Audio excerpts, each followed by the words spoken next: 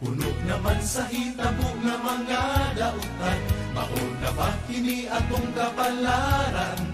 Nagadukay ang panahon, kalandakas ang padulngan. Daghang katawhan naglisod na sa panginabuhian, may namakwit lamuyo sa ubang kanasuran. Wa na ba'y paglaong nga mo asenso kadaganan, kay puno sa kalandakas kanunay taong mahiaguman. Kalandakas, muy balitas pamantala. Kalandakas, pirming disipis kahangin. Kalandakas, pangitapos sa kadiliman. Kalandakas, kalandakas, hinaot na kami maluwas.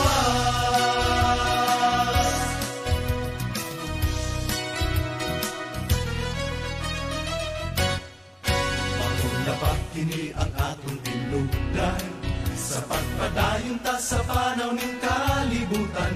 Mag-iyahay balang sa tong kaluwasan, ug di na mangilabot sa problema sa katilingban.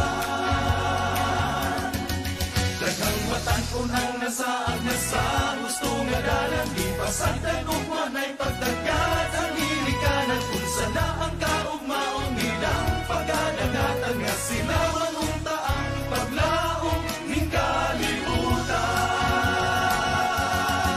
Kalandakas, muy balitas pamantala. Kalandakas, pirming disipis kahangin. Kalandakas, pangitabo sa katilingban. Kalandakas, kalandakas, hinaot nga kami maluwas. Pagsulay na ba kini sa labawang kahitasan, aron kitang tanan mag-usap sa tumatasan. Ang kalandakas ba ang ikinahanglan, aron makabutang itinguha nga kagawasan.